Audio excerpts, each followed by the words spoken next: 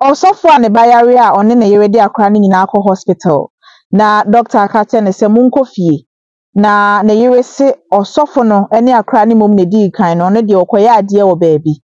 na yere koduru fie a ose ye beduru fie akra na wu me ankasa masie no usie no wo henfa a church auditorium na oye na asori ma betena ho mo ye asori no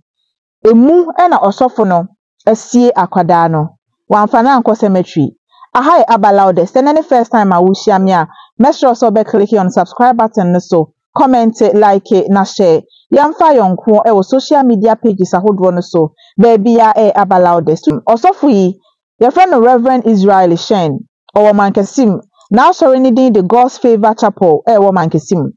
Or sign so herbalist or running herbal medicine company bako. And nedro needing the Yesu ademe herbal mixture. Ebusia ensem na no oden ono ankasa na yire etimi edi ntwetwemu naba na bra police eheda kwa asori dem honom no omohu se wa create some part bi wo church auditorium ho a waye ne te se de wakobosom fie yehu kukuo yehu nkosua yehu snap yehu yi white eniama white bi ase abosom fie bi sa but ose ya asori dem na na yere ne kra no enkrofo keka se nkenye nyinsen na wafa na yere ne nyim 9 months enkenye nyinsen anka wo se police invite no na ebisa no 1 or 2 questions because ne nsem a o churchemu e wo angel news so no ye behia se ebisa nsem efri ne ho medofo wo de tie na yere na bra na o church nsemu e de ahwe angel news. Reverend Israel Eshon yesi wasie ne ba akwada afen wanya mfinhia mienu wasi akwada no ewa asori dan mu ho people enye nchen yankwa ahoma so na ye ne Madam Christiana Makati enkwadi nkomo na ono ni kunu ene Sophie Mami Christy otime nka ye da asese waje yeso akwaba yenna pomboko de yamena dum pochowa so Yehowa dum Mami asemi hwehwe aso kakra wo ba ana woni sofo ba ene yesi enu yi mpocha men onu na meba akwada ni din de sen pocho ya fani Joshaphat kojo Joshaphat Eshan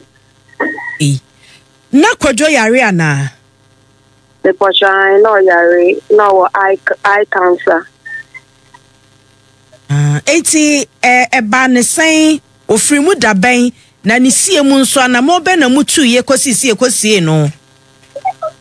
me pocho ofrim 2 weeks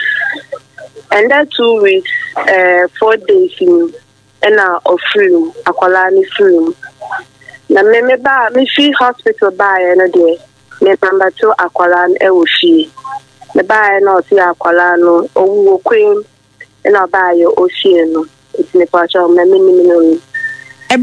na akwada no wo he no free mu na wo hospital ho sa wo na wo yare ana sesai na akwara no mo na o yare e wo Kolobu hospital ana ne papa baye so baye no no odi nkanyi akwara no ebe fie ba me ni fi hospital baye ni fi Kolobu ba ifie no de me dem ameto akwara no akwada no papa beje no e wo Kolobu so de ne ba fie pocho se akwada no papa no beje akwada no wo Kolobu sa ode ne dikan wo fie me pocho han awo ye da wo Kolobu akwala no na yare e na mode no koye e na ne papa beje na ye doctor yi no samomfa no nkofie ana sesai me pocho ena asomni nya ne se ye ko eye clinic no me na meni akwala no ko eye clinic no se meni akwala no ko eye clinic no ye ko ye ko church stand ye bi chi ko sha machine ko church stand ye ko ye no ena mo de result na eyi na de na mai me ba hospital no omo ma me letter say me from ko eye clinic ko se me ko ye na eye clinic for no mo prove say adena spread the alcohol me sim any me brain ya nso mo ya enyi oyin omuye operation kwa enyi okay doctor ne ka tell me say me friend na papa mambra hospital sade chinye no na na papa fi ifi eba hospital so ba ye no doctor no ka say onye wo asam opese onye kasa eti ono oba ye no na doctor no fi mba ye so trying na doctor number na call yo na akwala no kochi na me de na me try doctor no e hospital so me de me try doctor na ma oba ye no so na emergency e wo top fraud nti okowo me share na number na me call me fa list e call show me call ye catch and dog no ono se me nche na asi no beba ena me sa me chi food bi me full list bi me sa me chi me call ye o say me nko obesan aba so me third one no ena me call me catch and say insure no ba impassion say me be fi no se me nko no beba na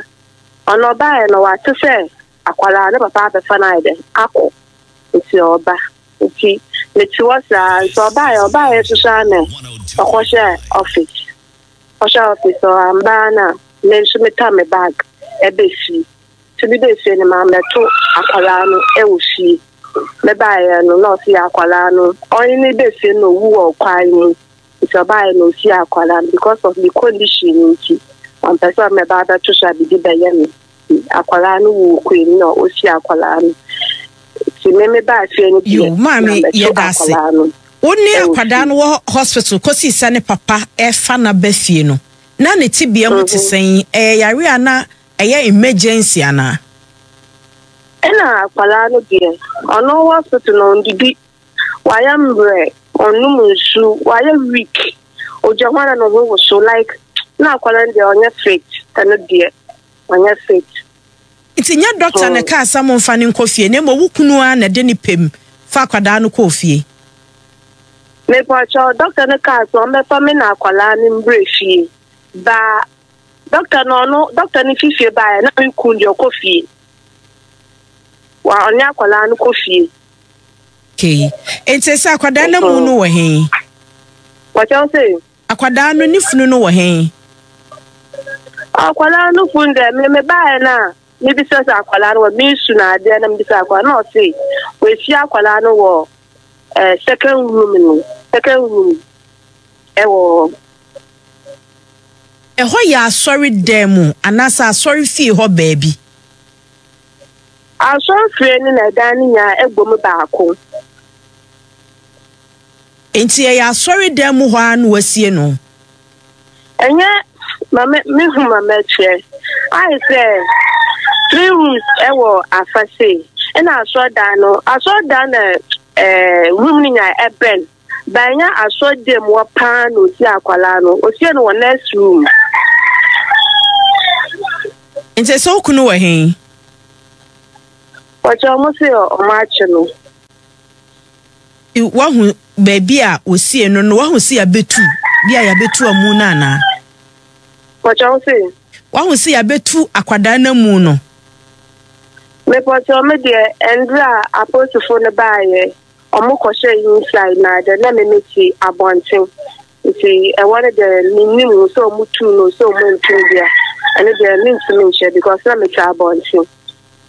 ye hunye ma bi e woti so ama fo adwo mo se kunu ye nyankoma de enti e bia na ode akwada no na eye bibi e kandre ni kukuo ni nkosua bi eye wukunu asori ho ene wo ye sa ne ma no me pocho ai sa kukuo ni de tuwa dada ena za akwụkwọ n'usu enye kuku aya kasị kuku pitwe bi na aya nkosua na ade aya ibi mmeba ne nchen oye adwuma de mo simpocho na mimi why adwuma ben bi wa obi yare a oni edu komano like me fan say diabetes and like different normal yarba onye du san pakone yarba spiritual so ono so to spiritual nyama ebuan pakono okay ya ukunu wode muwa moja na moja ye nyakoma de mankrofo de ye duro mankrofo pacho ne de ni hu bida ene de me so me ni hu bida Wokasa wo condition. Wo condition be mo sesia. Pacho menyim. Aw. Menyim me 9 months na mi wo mi. Aw, kafra. O ma no omododo yesai. Me pacho ne de me no kwatna nde na mikita nkwala 2. Ba nkwala ne de owo me ma me nchen. Ono no de ni me we fi mi no na mo se mi ni fesiare. Nyame ma wa hoden na onsue wo na anya hwe de wa hwere no ma obi nhim. Why? Amen. Amen. Yenua ba Madam Christiana McCarthy ni kunu ene osofo a wone ne ba etse efie ba ko se akwada na yare wo mako hospital mo ba onu bedu fie na papa ne se akwala na wunti wasie no aposifo akye no enti ebedi akye na de besi bia ye de ababe somo. Douglas Oyibo Amponsa wadi asem ye chia free bra eso fom ko wono ena di mfoni ene ahonsemi nyina ba ye nam ne so ma ye nsaka ye sister Christiana McCarthy